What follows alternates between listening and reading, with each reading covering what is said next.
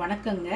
இன்றைக்கி நம்ம சேனலில் நம்ம இந்த வேஷ்டி, பனியன்ஸ், இந்த மாதிரி யூனிஃபார்ம்ஸ் எல்லாமே இருக்குது. இது எல்லாமே எப்படி நம்ம வெண்மையாகவும் தூய்மையாகவும் எப்படி துவைக்கிறது அப்படிங்கிறத பற்றி இப்போ நம்ம இந்த வீடியோவில் பார்க்கலாங்க. துணி எல்லாத்தையுமே நான் மிஷினில் இப்போ நான் போட்டுட்டேன். இந்த துணிக்கு இப்போ நம்ம இதில் நான் பொடி, இது எந்த பொடியாக இருந்தாலும், இப்போ டைடு, ஏரியல், சர்ஃப் எக்ஸல் எதாக இருந்தாலும் பரவாயில்லைங்க. இதை நான் இங்கே எடுத்து வச்சுருக்கேன். நான் யூஸ் பண்ணிகிட்டு இருக்கிறது இப்போ டைடு யூஸ் பண்ணுறேன். அதனால் இந்த டைடு பாக்கெட் தான் நான் எடுத்து வச்சுருக்கேன். அடுத்ததாக இது வினிகர். இந்த வினிகர் எல்லா டிபார்ட்மெண்ட் ஸ்டோர்ஸ் எல்லாத்துலேயுமே கிடைக்குதுங்க. சூப்பர் மார்க்கெட்ஸ் எல்லாத்துலேயுமே கிடைக்கிது. இந்த வினிகர் தான் நீங்கள் பார்த்து வாங்கணும். நல்லா பார்த்துக்கோங்க. இந்த வினிகர்ஸ் தான் நீங்கள் பார்த்து வாங்கணும். ஏன்னா வினிகர்லேயே நிறைய ஃபுட் வினிகர்ஸ் இருக்கு இல்லையா, அது ஆப்பிள் வினிகர் அது இதுன்னு சொல்லிட்டு இருக்குது. அதெல்லாம் ஃபுட்டுக்கு யூஸ் பண்ணுறது. இதுதான் துவைக்கிறதுக்கு யூஸ் பண்ணுற வினிகர். இதை தான் நீங்கள் பார்த்து எடுக்கணும்.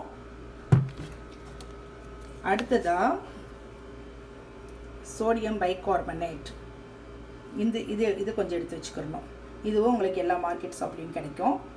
இதுவும் எடுத்துக்கணும். இந்த துணிக்கு தேவையான அளவு மெஷர்மெண்ட் நான் இந்த பவுடர் 2 ஸ்பூன் சேர்க்க போகிறேன்.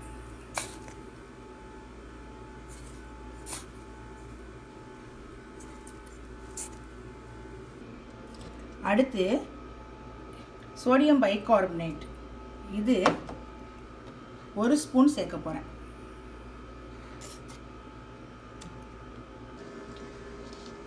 அடுத்ததாக இந்த வினிகர் இந்த மூடியில் நான் 1 மூடி ஊற்றுறேன்.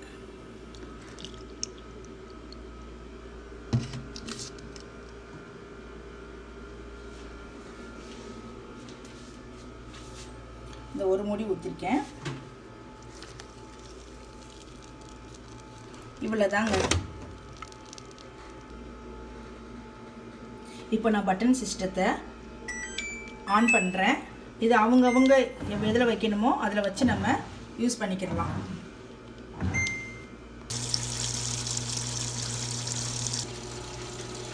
இதில் வாஷ் பகுதி வைக்கிறப்போ ஒரு 20 மினிட்ஸ்க்கு நான் வச்சுருக்கேன். Rinse 2 times 3 times spin. இது அவங்கவுங்களுக்கு தந்தாப்பில் வச்சு டோட்டலாக வைக்கணும்.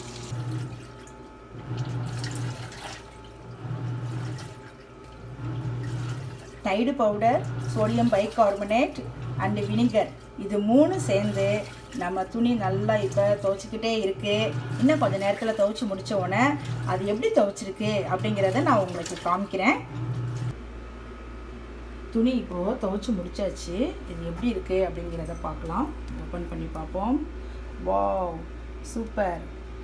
நம்ம துணி துவைக்கிறதுக்கு முன்னாடிக்கும் இப்போ துணி துவைச்சதுக்கப்புறம் இது எப்படி வெண்மையாக இருக்குது அப்படிங்கிறத, ஆனால் நான் துணி வெளியே காய போட்டு காமிக்கிறேன். அப்போ பாருங்கள், அந்த டிஃப்ரென்ஸ் நல்லா தெரியும்.